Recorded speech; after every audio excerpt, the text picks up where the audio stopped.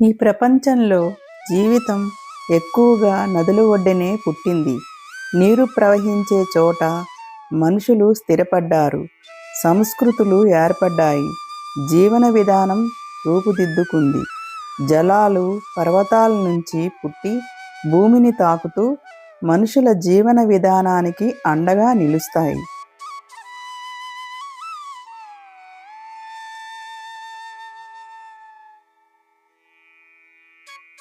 అలాంటి నదుల్లో గంగా నది భారతదేశ సంస్కృతిలో ఒక ప్రత్యేక స్థానాన్ని సంపాదించుకుంది.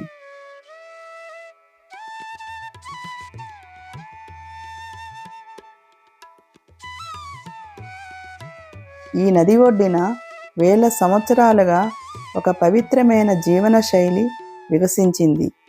గంగ ఒడ్డున నడిచినప్పుడు మనసు నెమ్మదిగా ప్రశాంతతను అందుకుంటుంది.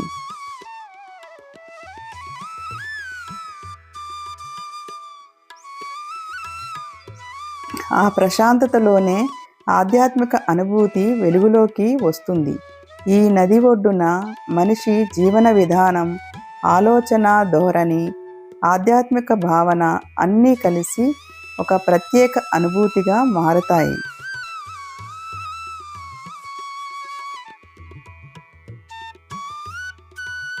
అలాంటి అనుభూతులు కలిగించే పవిత్ర పట్టణమే కాశీ. ఇక్కడ ప్రకృతి, భక్తి, జీవనం ఒకే లయలో కలిసి ప్రవహిస్తున్నట్టుగా అనిపిస్తాయి.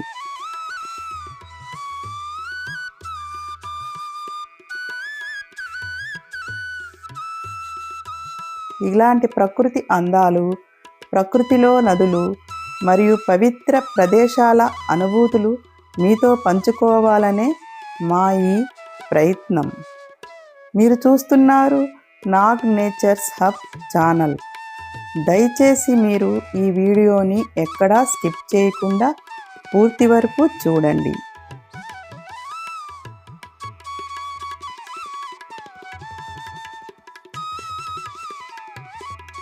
కాశీ పట్టణం ఎలా వెలిసింది?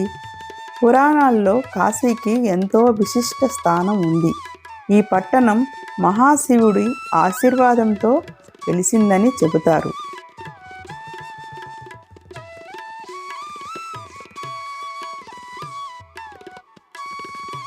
కాశీ మహాశివుడు త్రిశూలంపై నిలిచిన నగరం.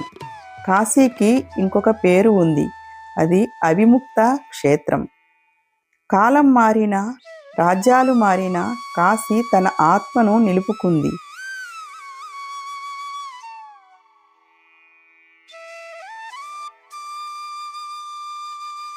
ఇది అవిముక్త క్షేత్రంగా ప్రసిద్ధి. అంటే శివుడు ఎప్పుడూ విడిచిపెట్టని ప్రదేశం. అందుకే కాశీ మహాశివుడికి అత్యంత ప్రియమైన క్షేత్రం.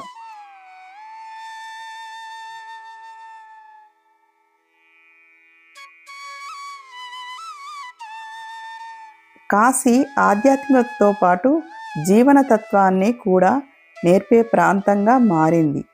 అందుకే ప్రపంచం నలుమూలల నుంచి ఇక్కడికి వచ్చే ప్రతి భక్తులు, యాత్రికులు ఒక ప్రశాంతమైన అనుభూతిని పొందుతారు.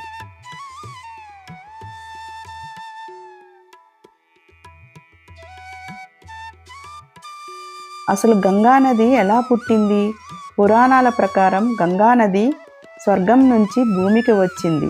అంటే భగీరథుడు తపస్సుకు మెచ్చి గంగానది భూమికి వచ్చింది. ఆ శక్తిని తట్టుకోవడానికి శివుడు తన జటల్లో గంగను ధరించాడు.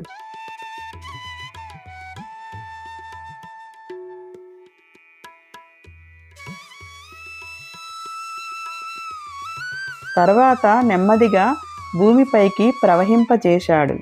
అందుకే గంగా నీటిలో పవిత్రత, ప్రశాంతత అనుభూతి కలుగుతుంది. ఇక్కడ స్నానం చేస్తే మనసు తేలికవుతుందని భక్తులందరికీ ఒక విశ్వాసం.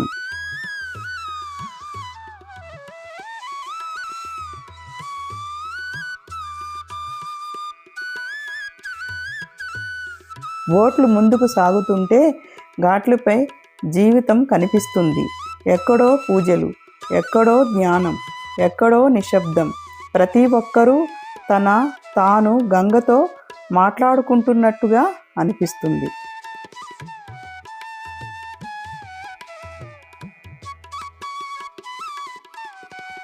బోటు ప్రయాణం ముగిసినా ఈ శాంతి కొనసాగుతుంది. గంగా ప్రవాహంలా మన జీవితం కూడా ముందుకు సాగుతుంది. ఇలాంటి ప్రకృతి ఆధ్యాత్మిక ప్రయాణాల కోసం మా నాగ్ నేచర్స్ ఛానల్తో పాటు ఉండండి.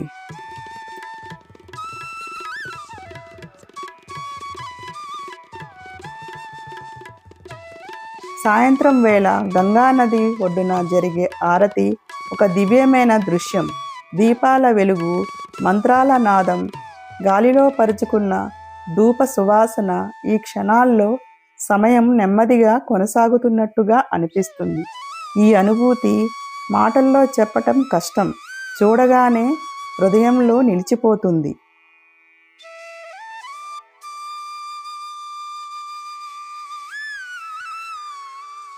ప్రతిరోజు సాయంత్రం హారతి సూర్యాస్తమయానికి దగ్గరగా అంటే సాయంత్రం వేళలో సుమారు 6 నుండి 7 గంటల మధ్య ప్రారంభం అవుతుంది.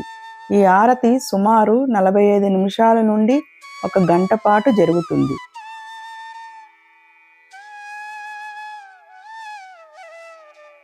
ఉదయం హారతి కొంచెం ప్రశాంతత, జాగ్రత్తగా ఉంటుంది.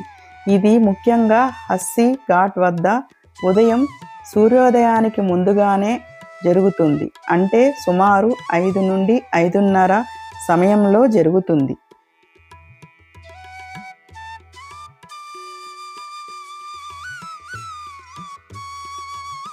వారణాసిలో గంగా హారతి ఒకే చోట మాత్రమే జరగదు.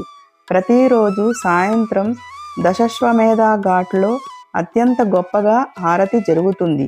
దీనికోసం భక్తులు, సందర్శకులు క్షణాల్లో ముందుగా చేరుకుంటారు.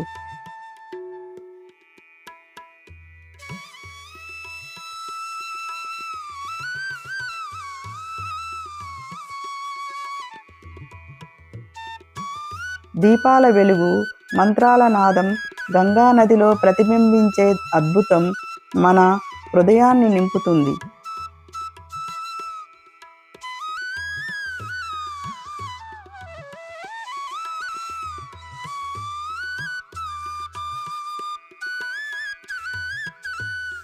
కొంచెం ప్రశాంతమైన అనుభూతికి మీరు హస్సీ ఘాట్లో కూడా గంగా హారతిని చూడవచ్చును. ఉదయాన్నే సుబా బనారస్గా ఈ చిన్న అంతరంగ హారతి జరుగుతుంది.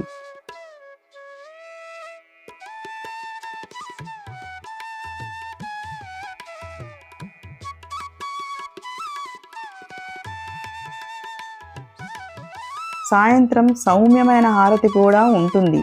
ఇది ప్రత్యేకంగా హృదయాన్ని శాంతితో నింపుతుంది. అలాగే రాజేంద్ర ప్రసాద్ ఘాట్లో కూడా సాయంత్రం చిన్న శాంతియుత హారతి నిర్వహించబడుతుంది. పెద్దగా సందడి లేకపోయినా గంగా ప్రవాహం పక్కన ఈ హారతి ప్రత్యేక ఆధ్యాత్మిక అనుభూతి ఇస్తుంది.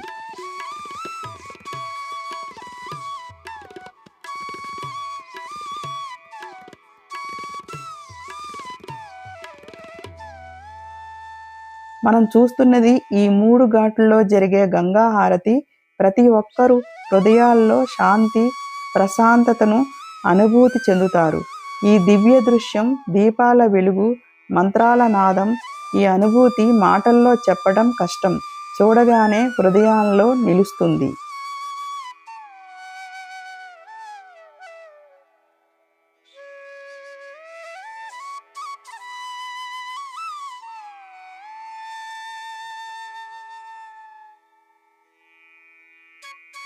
బోటు ప్రయాణం ముగిసిన తర్వాత కూడా ఈ శాంతి మనతో ఉంటుంది. గంగా ప్రవాహంలా మన జీవితం ముందుకు సాగుతుంది. కాశీ ఇచ్చే అనుభూతి మన హృదయాల్లో నిలిచిపోతుంది. ఈ కాశీ ప్రయాణం మీకు నచ్చిందని ఆశిస్తున్నాను.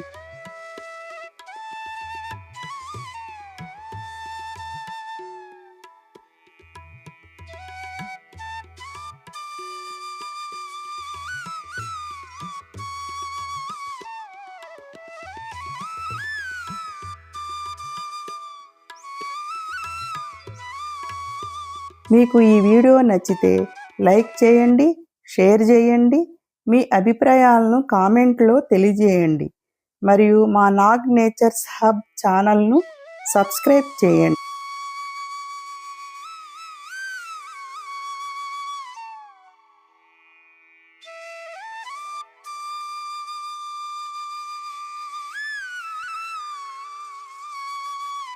కాశీ ప్రధాన ఘాట్లు, వాటి విశిష్టత మరియు బోటు ప్రయాణం గురించి మరొక వీడియోలో మనం మళ్ళీ ఇంకొక అందమైన ప్రయాణంలో కలుద్దాం. ధన్యవాదములు. ఓం నమః శివాయ.